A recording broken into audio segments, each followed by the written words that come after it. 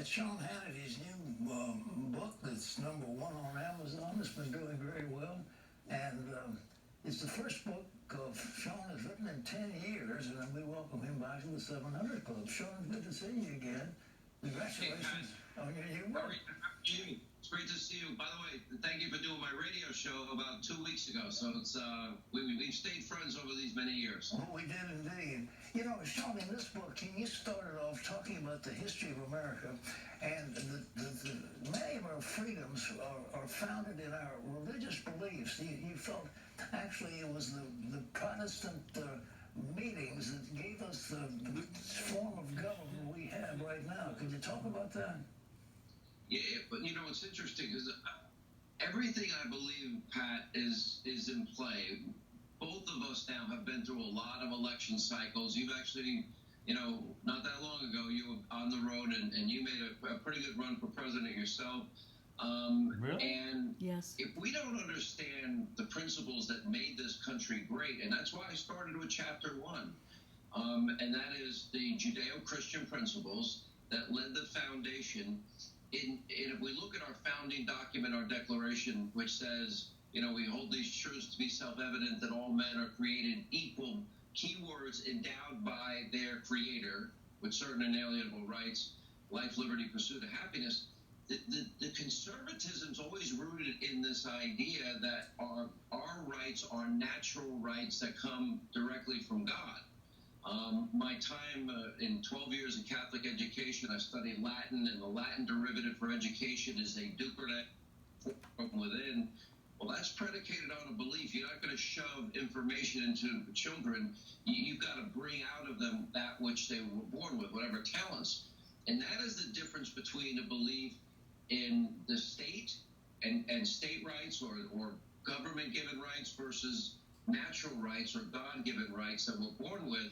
And that is the key then to every other thing that has allowed America to become great and exceptional. Maybe it's not as fashionable today to talk about American greatness and American exceptionalism, but, you know, my friend Barry Farber, he's one of the great pioneers of talk radio, always said that there's never been a country in the history of man, albeit not perfect, that has accumulated more power, abused it less, and I add to that, accumulated more power, abused it less, and used it to advance the human condition more than this one.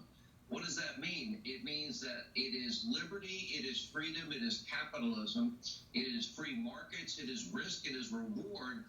And what is at stake, in my view, in this election, which is we're going to continue to live free like that, or we're going to buy into the failed promises of socialism and redistributionism, which we now see what the coming election is really all about when we talk about principles. And to me, that is the foundation of America's success, and it's under attack like it's never been under attack before. I never thought we'd see a major political party in this country embrace full-on socialism, you know, pledging to spend trillions of dollars on the madness of a new Green Deal, as they call it.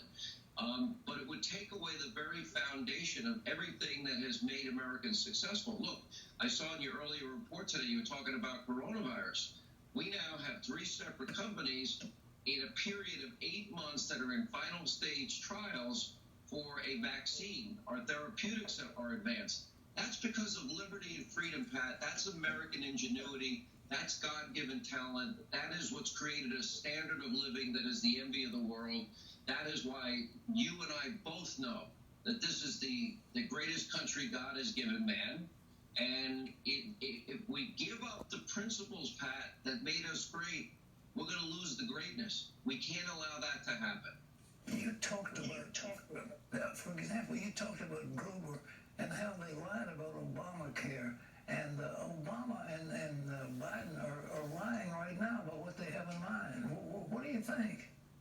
You know, for everybody that's buying in, remember the promise of this new Green Deal.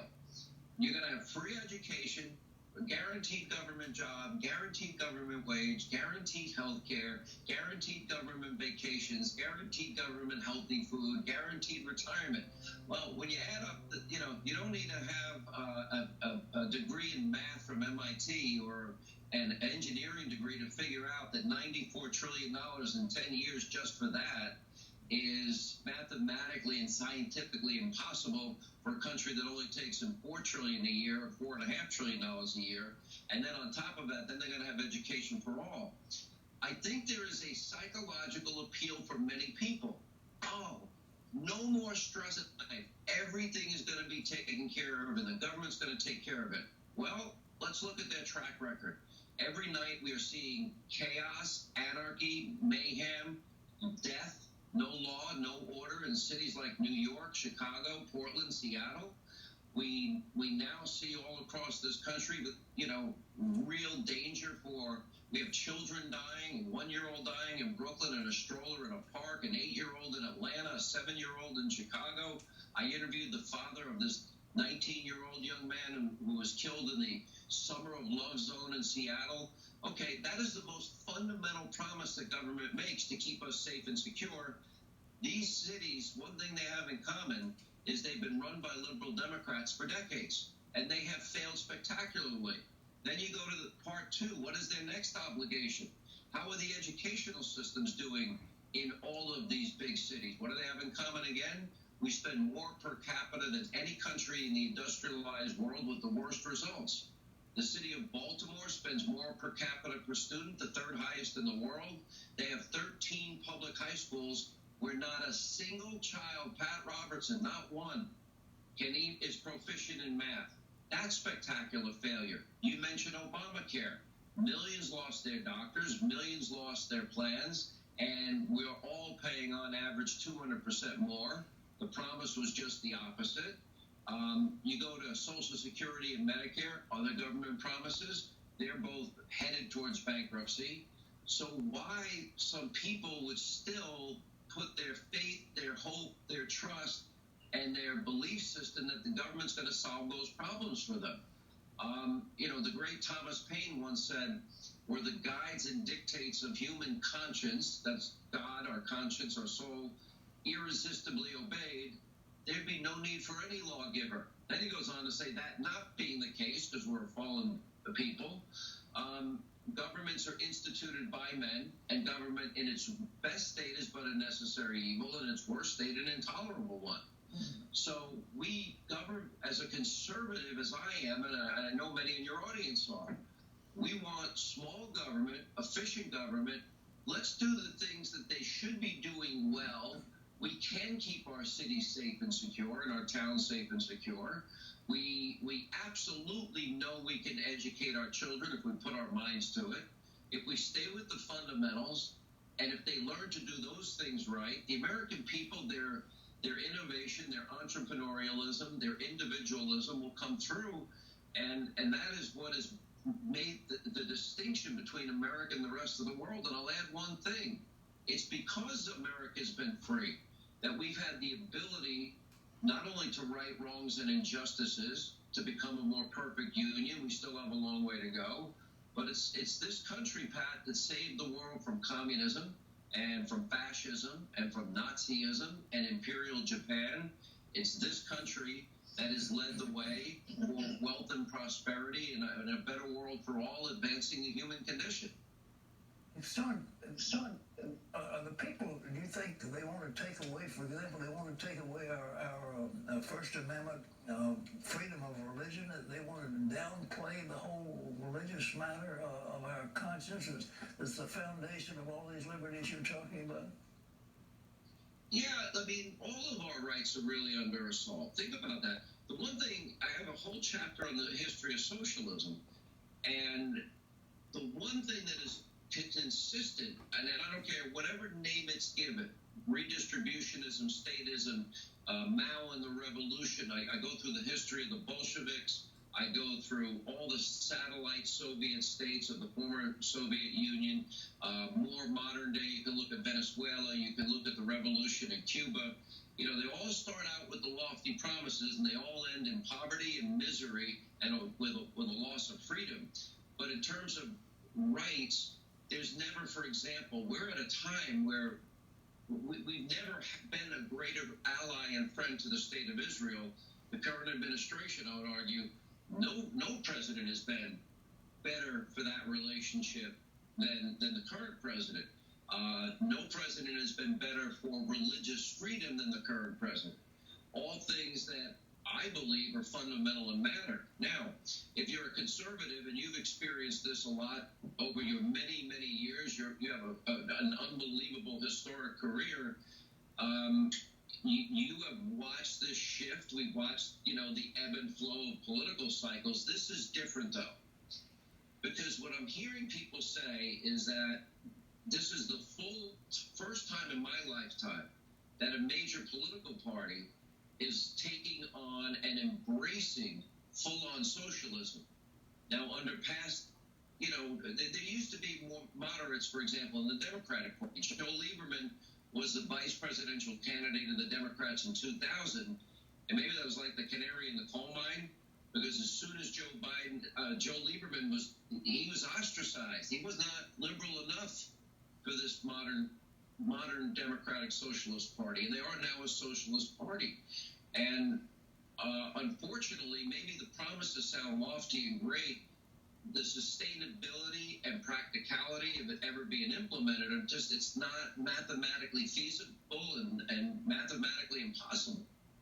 Sean, you pointed out one thing when they had gotten through drafting the Constitution. Somebody asked Benjamin Franklin, well, what have you got? And he said, no, I've got a republic if you can keep it. Are we going to keep it or not? I wish I had the gift of prophecy, and I could look into a crystal ball, Pat, and I'd be able to give you a straight answer.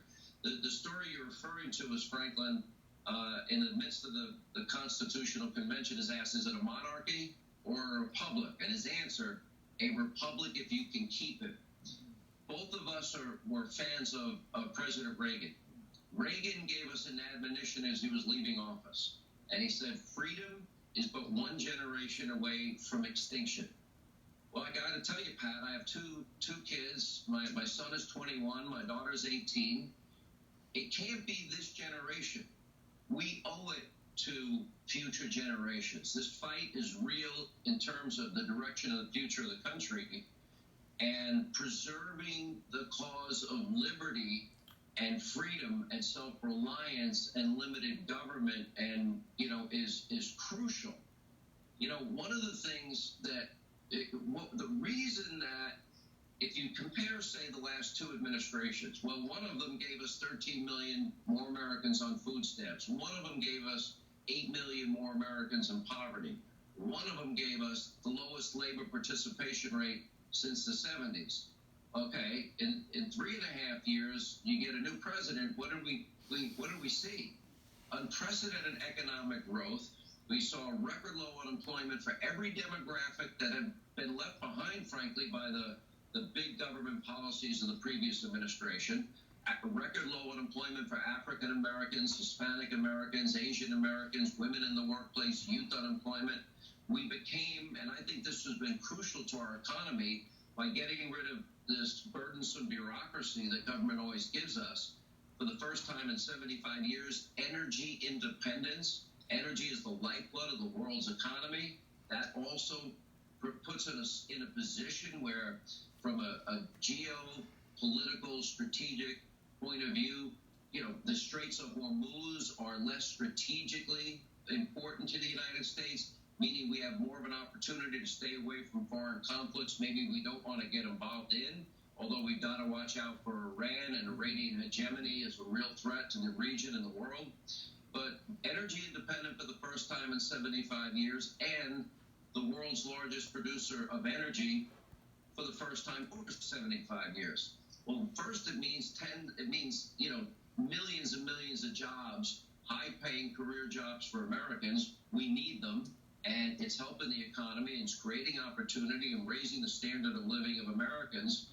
And then secondly, I'd argue with you, Pat, is that all of these things at the end of the day is, this is the biggest moment of choice. I call this a tipping point. The positive side is we can continue to embrace the principles that got us here, or we can abandon them, and we can go for the false hope and the false promises that throughout history. It's never succeeded. Whatever name you give it, whatever form it's taken, it will still end in predictable failure, unfulfilled promises, and sadly, a loss of freedoms in the name of false security. That's what always happens. Sean, thank you so much. And thank you for this book, by the way. I see our time is